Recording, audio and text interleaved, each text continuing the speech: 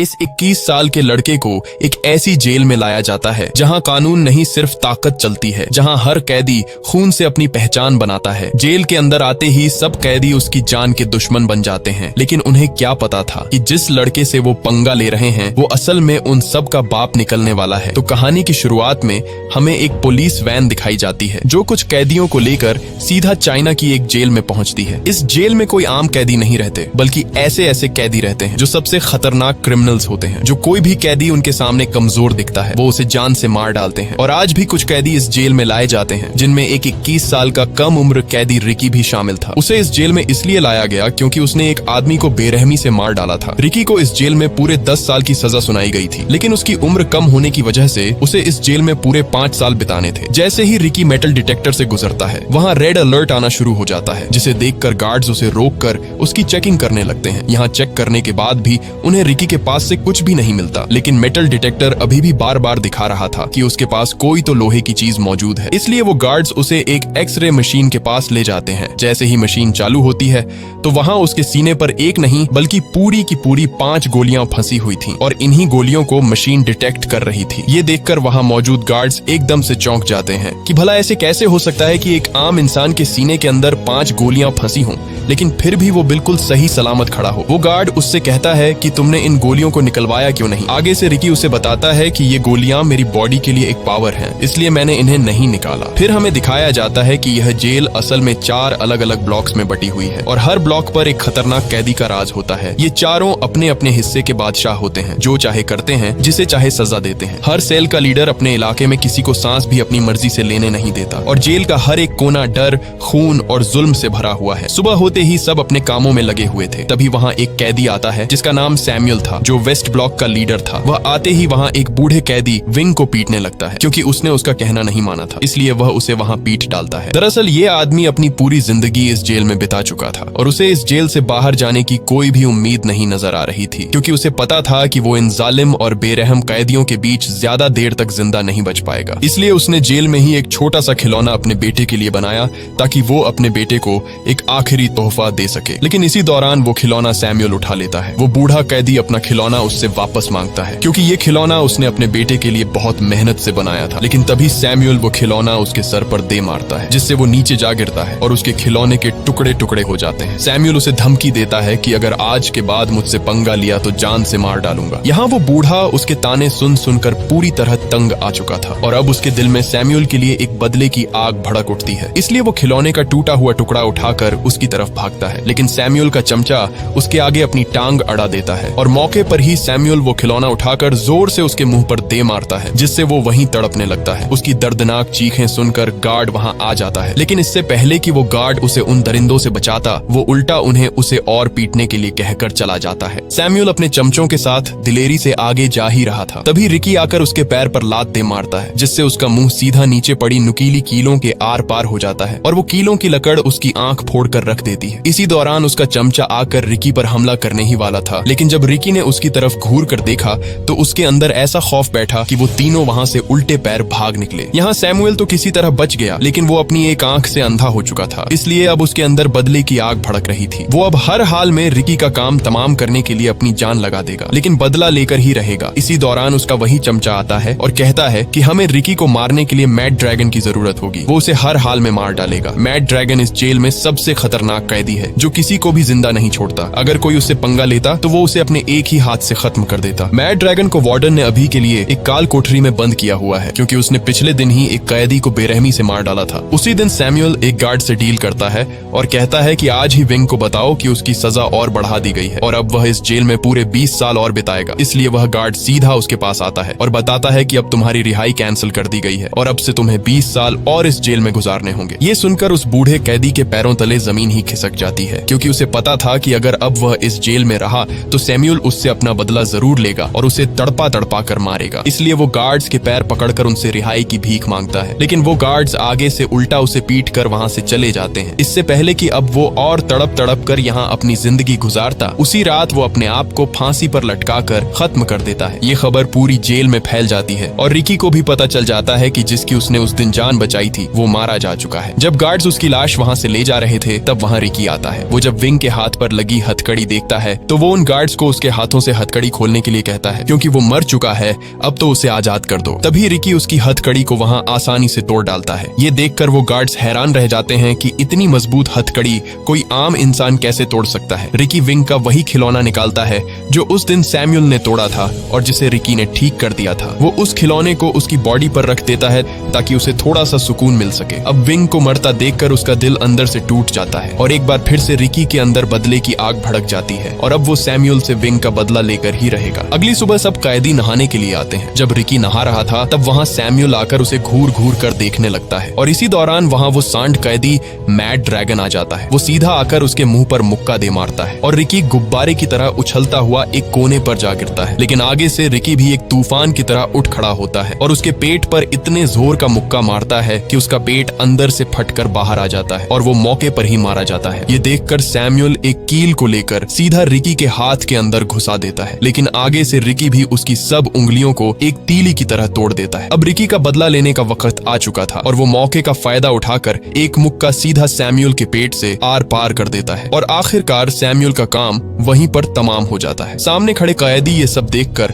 अपने होश ही खो बैठते हैं। इसी दौरान गार्ड आकर उसे वहां से पकड़ कर ले जाते हैं। तभी वहां एक कैदी नरूमी जो नॉर्थ ब्लॉक का लीडर था वो उसके पास आता है। आया तो वो रिकी के अंदर अपना डर बैठाने के लिए था, लेकिन जब उसने रिकी के हाथों मैड ड्रैगन को मरते देखा तब वो उसे चूहे की तरह अपना दोस्त बनने के लिए कहता है। लेकिन रिकी उसे कुछ भी कहे बिना वहां से चला जाता है। उसे सीधे एक ऐसे सेल में बंद कर दिया जाता है जहां सबसे खतरनाक कैदियों को रखा जाता था। जैसे पहले मैड ड्रैगन था, इसलिए अब उसे भी यहाँ इस सेल में छोड़ दिया गया। लेकिन तभी उसके सीने के अंदर दर्द शुरू हो जाता है और इसी के साथ हमें फ्लैशबैक का सीन दिखाया जाता है जब वह एक स्टूडेंट था और उसके माँ बाप पहले ही इस दुनिया से जा बसे थे। वह अपनी माँ बाप की कब्र पर आता है तो वहाँ उसके सामने उसका मास्टर जैंग खड़ा हुआ था जो बचपन में उसे मार्शल आर्ट की ट्रेनिंग देता था। मास्टर उसे उसकी ताकत दिखाने के लिए कहता है, लेकिन जैसे ही वह मास्टर पर हमला करता है मास्टर उसे एक ही झटके में नीचे गिरा देता है। इसलिए यहाँ मास्टर उसे बताता है कि तुम अभी पूरी तरह मास्टर नहीं बने हो, तुम्हारे अंदर अभी भी कमजोरी है जिसे तुम्हें पूरा करना होगा और उसे पूरा करने के लिए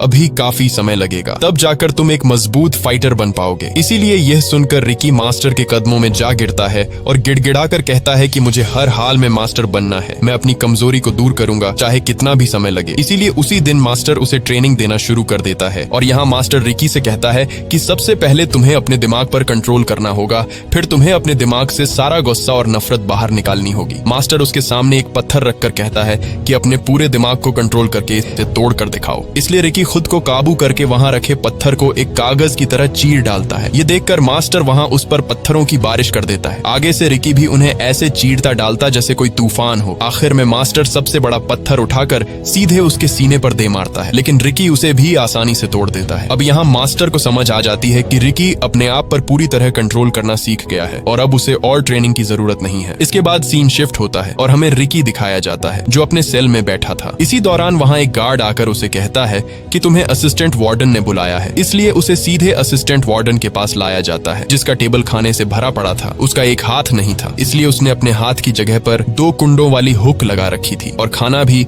वह उसी हुक से खा रहा था। वार्डन गार्ड को रिकी की रिपोर्ट पढ़ने को कहता है। गार्ड उसकी रिपोर्ट पढ़कर बताता है कि रिकी एक यतीम था, उसके माँ बाप नहीं थे और वह बचपन से ही अनाथ आश्रम में ही रह रहा था। उसे स्कूल से भी इसलिए निकाल दिया गया था क्योंकि वहाँ भी वह किसी को भी पकड़कर पीटना शुरू कर देता था। इसलिए उसने म्यूजिक कॉलेज में दाखिला लिया जहाँ उसने बांसुरी बजाना सीखा। यहाँ तक कि वह अपनी कम उम्र में ही एक गैंग के साथ मिलकर उसने एक आदमी की जान ले ली, इसलिए उसे यहाँ इस जेल में लाया गया। यह सुनकर वार्डन उसके पास आकर पूछताछ करता है कि तुम्हारे सीने में 5 गोलियां आई कैसे, लेकिन रिकी मुस्कुराते हुए कोई भी जवाब नहीं देता। इसलिए वार्डन उसे एक तस्वीर दिखाता है जो रिकी की दोस्त की थी। रिकी जब उसे लेने के लिए अपना हाथ आगे बढ़ाता है तभी वार्डन उसके हाथ पर वो कुंडों वाली हुक घोंप देता है और लगातार उस पर मुक्कों की बारिश कर देता है। वार्डन उसका मुंह खुलवाने की बहुत कोशिश करता है, लेकिन आगे से रिकी उसके मुंह पर थूक देता है। इसलिए गुस्से में आकर वार्डन उस तस्वीर को कुचल डालता है, जिसे देखकर रिकी का खून खौल उठता है और उसने वहीं पर टेबल के 2 टुकड़े कर दिए। ये देखकर वार्डन बिल्ली की तरह एक कोने में जा छुपा। रिकी उसका मुंह तोड़ने ही वाला था, लेकिन उसने अपने गुस्से को काबू किया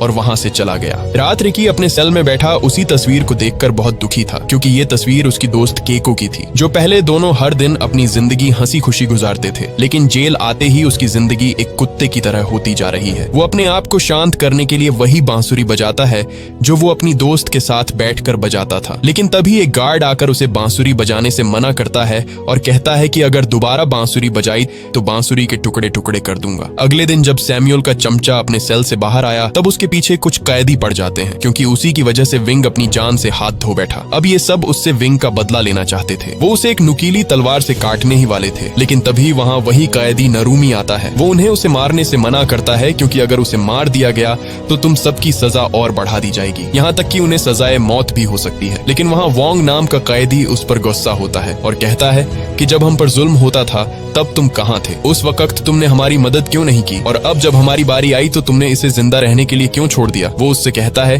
कि हमें इसे जिंदा नहीं छोड़ना चाहिए, हमें इसे मारना ही होगा। ये सुनकर नारुमी गुस्से में आ जाता है और वही नुकीली तलवार लेकर उसका मुंह बीच से काट देता है, जिससे वो वहीं तड़पने लगता है। इधर ऊपर खड़ा वार्डन उसे देखकर बहुत खुश होता है और कहता है कि तुमसे ये उम्मीद नहीं थी, लेकिन अब तुमने मेरा दिल खुश कर दिया है। वार्डन उसके मुंह में नुकीला हुक फंसाकर उसकी जिंदा लाश घसीटता हुआ वहां से ले जाता है। उसी दिन वार्डन नारुमी को अपने पास बुलाता है और एक हथियार देकर कहता है कि जिस तरह तुमने वोंग को मारा है उसी तरह अब तुम्हें रिकी को भी जान से मारना होगा। यह सुन नारुमी सोच में पड़ जाता है, क्योंकि वोंग तो एक आम कैदी था, इसलिए उसने आसानी से मार दिया। लेकिन रिकी कोई आम सा कैदी नहीं है। अगर उसने रिकी से पंगा लिया तो वो उसे मैड ड्रैगन की तरह फाड़ कर रख देगा। लेकिन वार्डन का हुक्म था, इसीलिए वो ये करने के लिए मान जाता है। इसके बाद नारुमी जेल के ग्राउंड में आता है। वहाँ उसने वोंग को जंजीरों से बांधकर एक ढांचे पर लटका रखा था, ताकि उसको तड़पता हुआ देखकर बाकी कैदियों के दिलों में उसका खौफ बढ़ जाए और कोई भी दोबारा उसके खिलाफ खड़े होने की हिम्मत न करे। वहाँ उसकी बॉडी को देखकर रिकी को बहुत बुरा लगता है। इसी दौरान नारुमी उस पर हमला कर देता है और दोनों के बीच तगड़ी हाथापाई शुरू हो जाती है। यहाँ मौके पर नारुमी उसे लात दे मारता है, लेकिन तभी नारुमी उसकी आंखों में पिसे हुए कांच फेंक देता है, जिससे रिकी वहाँ पूरी तरह अंधा हो जाता है। उसे वहाँ कुछ भी दिखाई नहीं दे रहा था। इसी का फायदा उठाकर नारुमी ने उसके एक बाजू पर छुरा दे मारा, जिससे रिकी नीचे जा गिरता है। लेकिन मौके पर ही रिकी को वहाँ पानी की पाइपलाइन मिल जाती है। उसने जल्दी से वो पाइपलाइन तोड़ दी, जिससे तेज पानी निकलना शुरू हो जाता है और मौके पर उसने अपनी आंखें धो डाली और एक बार फिर से वो खौफनाक तूफान बन जाता है और नारुमी पर कुत्ते की तरह टूट पड़ता है। और तभी वो उसके सर पर ऐसा चमाट दे मारता है कि उसकी आंख कंचे की तरह निकलकर नीचे जा गिरती है। इसी दौरान वार्डन भी वहाँ पहुंच जाता है और नारुमी को ढेर होता देखकर उसका मुंह खुला का खुला ही रह जाता है। रिकी जल्दी से अपनी नसों को खींचकर एक दूसरी से बांध देता है और एक बार फिर हमले के लिए तैयार हो जाता है। लेकिन इसी दौरान नारुमी हार मान जाता है और एक चाकू सीधा अपने पेट में घोंप देता है। लेकिन ये उसकी एक चाल थी। रिकी जैसे ही उसके पास आता है वहाँ वो अपनी आंतों को बाहर निकालकर रिकी के गले में लपेट देता है। लेकिन रिकी ने मौके पर ही उसे ऊपर उठाकर उसके सर पर ऐसा मुक्का दे मारा कि उसके सर की सब हड्डियों का कीमा बन गया और उसका काम वहीं पर तमाम हो जाता है। इसके बाद रिकी वोंग की बॉडी नीचे उतारता है। वो सब उसे उठाने की कोशिश करते हैं, लेकिन तब तक देर हो चुकी थी और वोंग वहाँ अपना दम तोड़ चुका था। इसलिए ये देखकर रिकी सब कैदियों से कहता है कि इस बेकसूर की मौत का जिम्मेदार वार्डन ही है, उसे जान से मार डालो। इसलिए सब कैदी उस पर एक तूफान की तरह भागते हैं और उसे मारने के लिए अपना हल्ला बोल देते हैं। लेकिन तभी वहाँ कोई एक कैदी को पकड़कर उसका सर फोड़ देता है। ये देखकर सब एकदम से चौंक जाते हैं। दरअसल ये तीनों अपने अपने सेल के लीडर थे और अब यही 3 बच गए थे, क्योंकि चौथा कैदी नारुमी मारा जा चुका था। पहले कैदी का नाम चैंग, जो एक लड़की थी, उसमें एक ऐसी ताकत थी जिससे वो एक जगह से दूसरी जगह आसानी से पहुंच जाती थी। दूसरे कैदी का नाम कितामा था और तीसरा कैदी ब्रैंडन था। यहाँ वार्डन रिकी से कहता है कि अगर तुम्हारे अंदर हिम्मत है तो इन तीनों को मार कर दिखाओ। रिकी के सब साथी भी उसे कहते रहे कि इन सबको मार डालो, लेकिन रिकी आगे से कुछ भी नहीं बोलता और सीधा वोंग की लाश को उठाकर वहां से जाने लगता है। वार्डन उसे एक ऑफर देता है और कहता है कि मैं तुम्हें नॉर्थ सेल का लीडर बनाना चाहता हूँ, क्योंकि नारुमी मारा जा चुका है, इसलिए अब मैं उसकी जगह तुम्हें रखना चाहता हूँ। मैंने तुम जैसा ताकतवर कैदी आज तक नहीं देखा। लेकिन रिकी आगे से उसे कुछ भी नहीं कहता, क्योंकि वो उसके इशारों पर नाचने वाला सांप बनना नहीं चाहता था। वो अब पूरी तरह टूट चुका था, क्योंकि उसी की वजह से सब उसके साथ ही अपनी जान से हाथ धो बैठे। दूर बैठा एक लड़का जो इस जेल में कैदी था, वो रिकी को देख रहा था। जब रिकी एक पत्ते से धुन बजाता है तब वो लड़का भी पत्ते से धुन बजाने की कोशिश करता है, लेकिन कई कोशिश के बाद भी वो धुन नहीं बजा पाता। तभी रिकी उसके पास आकर बैठ जाता है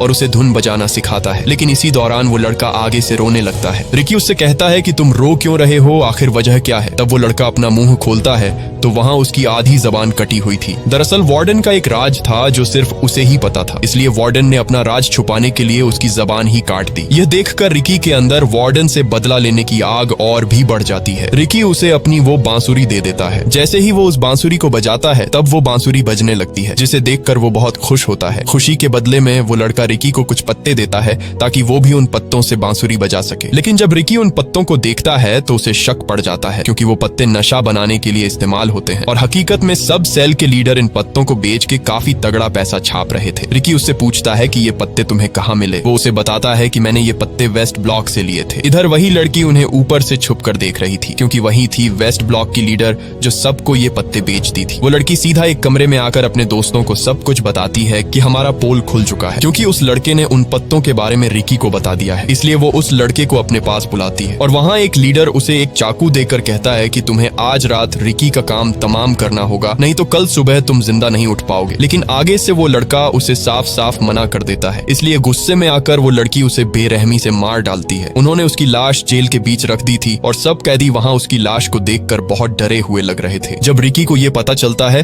तो वो सीधा उसकी लाश के पास आता है। वहाँ उसकी बॉडी को उन जालिमों ने पीस डाला था। लाश के पास आते ही रिकी को वही बांसुरी पड़ी मिलती है जो उसने उस दिन उस लड़के को दी थी। रिकी अपने साथी को मरता देखकर उसके अंदर गुस्सा उभर आता है। इधर वार्डन को भी उस लड़की के काले करतूत पता चल चुके थे, जिससे वो उस पर बहुत गुस्से होता है। दूसरी तरफ रिकी ने पूरे का पूरा उन पौधों का बाग ही जलाकर राख कर डाला। वो लड़की वहाँ भाग कर आती है, लेकिन तब तक देर हो चुकी थी और उसके सब पौधे जलकर वहाँ राख बन गए थे। रिकी गुस्से से उसे कहता है कि जिस तरह तुमने मेरे साथी को मारा है उसी तरह मैं भी तुम्हें तड़पा तड़पा कर मारूंगा। उन दोनों के बीच लड़ाई शुरू होने ही वाली थी कि तभी वो लड़की गोली की तरह भागकर उसे ऐसा मुक्का दे मारती है। वो उड़ता हुआ सीधा एक दीवार के साथ जा लगता है। इधर जब जेल के अंदर सब कैदियों को पता चलता है कि बाहर आग पूरी तरह फैलती जा रही है, इसलिए सब कैदी मौके का फायदा उठाकर वहाँ से बाहर भागने लगते हैं। सब कैदी अपनी आजादी के लिए उस बिल्डिंग से बाहर नीचे भाग जाते हैं, क्योंकि उनके पास यही एक आखिरी मौका था इस जेल से भागने का। दूसरी तरफ वार्डन को भी सब पता चल जाता है, इसलिए वो उस गार्ड पर बहुत गुस्से होता है। लेकिन तभी एक गार्ड आकर उसे बताता है कि कल वार्डन यहाँ आ रहा है। ये खबर सुनकर असिस्टेंट वार्डन के होश ही उड़ जाते हैं, क्योंकि अगर वार्डन कल यहाँ आ गया तो सब कैदियों के साथ साथ उसकी भी कुत्ते की तरह धुलाई होने वाली थी। इधर रिकी भी पूरी तरह अपनी हिम्मत हार जाता है, लेकिन तभी उसके जहन में उसके मास्टर की बात आती है। उसके मास्टर ने उसे कहा था कि जब तुम्हें महसूस हो कि तुम अपने दुश्मन के सामने हारने वाले हो, तब उसे कभी भी अपनी असली ताकत का एहसास मत होने दो, बल्कि उसे यह यकीन दिला दो कि तुमने हार मान ली है, जिससे वो थोड़ा ठंडा पड़ जाएगा और तब तुम अपनी सब ताकत एक ही जगह पर इकट्ठी कर लो और मौके का फायदा उठाकर उस पर हमला कर दो। और रिकी भी ऐसा ही करता है और वो दोबारा से उसके सामने हमले के लिए तैयार खड़ा हो जाता है। लेकिन तभी वही कैदी ब्रैंडन वहां आ जाता है। वो रिकी पर रस्सियों से हमला करने लगता है, क्योंकि उसके पास रस्सी फेंकने की एक बहुत खतरनाक ताकत थी। उसने उन रस्सियों के कोने पर एक बड़ी सी नुकीली कील लगाई हुई थी जो सबके शरीर के आर पार हो जाती है। तभी उसने एक के बाद एक हमला कर करके रिकी की बॉडी नुकीली कीलों से सील दी। इसी दौरान वहां वो कैदी कितामा आकर उसे पकड़ लेता है। वो उसे मारने ही वाला था कि इसी दौरान वहां अलार्म बजने लगता है और सबको अपने अपने सेल के अंदर जाने के लिए कहा जाता है और जो नहीं जाएगा उसे गोलियों से भून दिया जाएगा। लेकिन कितामा भी उनकी एक बात नहीं सुनता और रिकी से बदला लेकर ही जाने वाला था, इसलिए गार्ड्स उस पर गोलियों की बरसात कर देते हैं और मौके पर ही वो सब वहां से भाग निकलते हैं। कितामा रिकी को एक सेल के अंदर ले आता है। सेल के अंदर आते ही उसका दरवाजा बंद हो जाता है और दोनों तरफ से सीमेंट सेल के अंदर भरने लगता है, जिससे वो दोनों सीमेंट के अंदर पत्थर बनकर मरने वाले थे, क्योंकि ये चाल वार्डन की ही थी। वार्डन किसी भी हाल में रिकी का काम तमाम करना चाहता था, लेकिन रिकी मौके पर ही उसका दरवाजा तोड़कर भाग निकलता है और कितामा को भी बाहर ले आता है। ये देखकर वार्डन हैरान हो जाता है, क्योंकि उसे रिकी से ये उम्मीद नहीं थी कि वो कितामा की मदद करके उसे बाहर निकाल कर ले आया। रिकी वहाँ खड़ा ही था, लेकिन उस पर कितामा और सीमेंट का दबाव होने की वजह से वो दोनों नीचे जा गिरते हैं। उसने अपने गार्ड से कहा कि कल वार्डन आने वाला है और जेल में जो कुछ हुआ उसके सब सबूत मिटा दो। मैं वार्डन के जाने के बाद रिकी को सबक सिखाऊंगा। अगले दिन सब वार्डन के आने के इंतजार में खड़े थे। कई घंटों के इंतजार के बाद भी उन्हें वार्डन का नामो निशान तक नहीं दिखा, इसलिए सब थक हार कर वहीं पर लेट जाते हैं। लेकिन तभी दूर उन्हें वार्डन की गाड़ी आती हुई दिखाई देती है, जिसे देखकर सब वहां अलर्ट हो जाते हैं। वार्डन के साथ उसका बेटा भी था। आते ही वार्डन शेंग उसे बताता है कि कल नशीले पत्तों का पूरा बाग रिकी नाम के एक कैदी ने जला डाला। ये सुनकर वार्डन उस पर बहुत गुस्से होता है। इसके बाद शेंग उसे रिकी के पास ले आता है, जहां रिकी एक सेल में बंद था और उसकी पूरी बॉडी सीमेंट से जकड़ी हुई थी। लेकिन तभी रिकी ने अपनी बॉडी से सब सीमेंट की परात तोड़ दी और मौके पर ही उसने वार्डन के गले को दबोच लिया। लेकिन इससे पहले वो उसे वहां मार डालता, तभी एक दीवार तोड़कर कितामा उस पर हमला कर देता है। कितामा उसके हाथों को जेल की मोटी सलाखों के अंदर दबोच देता है और उस पर लगातार मुक्कों की बारिश कर देता है। एक के बाद एक मुक्का रिकी की कमर तहस नहस कर देता है। रिकी ने उस दिन उसकी जान बचाई, लेकिन उसने उस पर जरा भी रहम नहीं किया। कितामा उसका सर दबाकर फोड़ने ही वाला था, तभी ही उसने अपनी पावर दिखाई और उसके गले पर ऐसा मुक्का मारा कि उसका गला फट कर बाहर आ गया। मौके पर रिकी ने उसके हाथ पर ऐसा वार किया कि उसकी सब उंगलियां बिखर कर नीचे जा गिरी और कितामा वहीं पर मारा जाता है। ये देखकर वार्डन ने ऊपर से हाइड्रोलिक प्रेस चालू कर दी, जिसे रिकी रोकने की बहुत कोशिश करता है, लेकिन तभी वार्डन उसे एक जोरदार बिजली का झटका दे मारता है, जिससे तड़प कर वो नीचे जा गिरा। वो हाइड्रोलिक प्रेस भी तेजी से उसके ऊपर आ रही थी, लेकिन इसी दौरान वो हाइड्रोलिक प्रेस अचानक ऊपर जाने लगती है। तब हमारे सामने कितामा आता है, जो अभी भी जिंदा था। उसने उस हाइड्रोलिक प्रेस को ऊपर दबा कर रखा हुआ था, क्योंकि उसके दिल में रिकी के लिए रहम आ गया था, क्योंकि रिकी ने भी उस दिन उसकी जान बचाई थी। इसी का फायदा उठाकर रिकी दरवाजा तोड़कर बाहर निकल आता है। वो तुरंत हाइड्रोलिक प्रेस को रोकता है और कितामा को बाहर आने को कहता है, लेकिन कितामा इतना जख्मी हो चुका था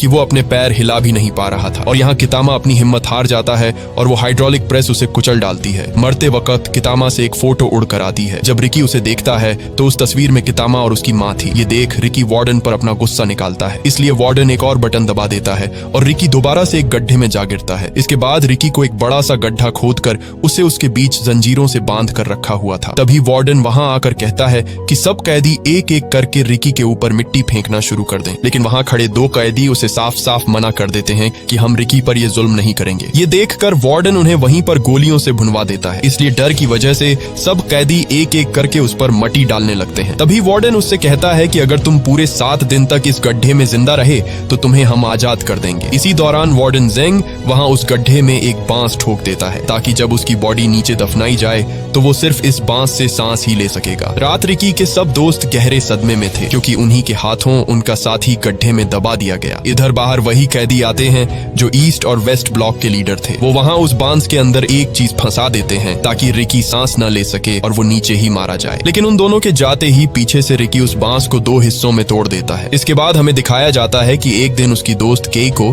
अपने स्कूल से घर वापस जा रही थी। इसी दौरान उसे वहां दूर बैठे कुछ गुंडे दिखाई देते हैं जो उसे पकड़ने के लिए उसका इंतजार कर रहे थे। ये देखकर वो भागने के लिए जैसे ही पीछे मुड़ती है, तब वहां उसे दूसरा गुंडा पकड़ लेता है और उसे सीधा एक कोठरी में लाकर बंद कर देते हैं। उन गुंडों का बॉस केइको से अपना बदला लेना चाहता था, क्योंकि एक दिन केइको की वजह से ही रिकी ने उसकी अच्छी खासी धुलाई कर दी थी। वो उसे वहां मारने ही वाला था कि तभी वो मौके का फायदा उठाकर वहां से भाग निकलती है और वो भागकर सीधा एक बिल्डिंग से कूद जाती है और केइको वहीं पर मारी जाती है। जब रिकी को ये पता चलता है तो उसका दिल अंदर से चूर चूर हो जाता है। वो जैसे तैसे करके उस आदमी को ढूंढ लेता है जिसने उसकी दोस्त की जान ली। आगे से वो आदमी भी उस पर लगातार गोलियां चलाता है, लेकिन रिकी को जरा भी फर्क नहीं पड़ता। उल्टा रिकी उसकी टांग तोड़कर उसका सर फोड़ देता है और वो मौके पर ही मारा जाता है। और यही रिकी का जुर्म था जिसकी वजह से उसे उस खतरनाक जेल में बंदी बनाया गया। दूसरी तरफ उसके 7 दिन पूरे हो चुके थे। उसी दिन रिकी को उस गड्ढे से बाहर निकाला जाता है। वार्डन को यकीन था कि वो मर चुका होगा, लेकिन जैसे ही उसे बाहर निकाला गया तो वहां उसकी सांसें चल रही थीं। ये देखकर वार्डन के होश ही उड़ जाते हैं, इसलिए रिकी को दोबारा से नुकीलेदार सरियों के अंदर फंसा दिया गया। वार्डन उससे उसकी ताकत के बारे में पूछता है कि ऐसी कौन सी ताकत तुम्हारे अंदर है जो तुम मट्टी के अंदर बिना सांस के जिंदा रहे। लेकिन रिकी भी आगे से अपना मुंह नहीं खोलता, इसलिए वहां वही लड़की आती है। उसने अपने हाथ में बहुत सारे ब्लेड रखे हुए थे। वो उन सारे ब्लेडों को रिकी के मुंह के अंदर दबाकर ऊपर से टेप लगा देती है और एक के बाद एक लगातार तमाचे उसके मुंह पर दे मारती है, जिससे रिकी का मुंह खून से लालो लाल हो जाता है। इसी दौरान वार्डन आकर उसके मुंह से टेप उतार देता है, लेकिन आगे से रिकी सब ब्लेड उसके मुंह पर फेंक देता है और सब ब्लेड वार्डन के मुंह के अंदर धंस जाते हैं। इसलिए एक बार फिर से उसे एक खाली काल कोठरी में डाल दिया जाता है। उसी दिन वहां एक कैदी छुपकर उसे खाना देने आता है। वो खाना देकर वहां से जाता ही है कि तभी पीछे से उसे वही कैदी देख लेता है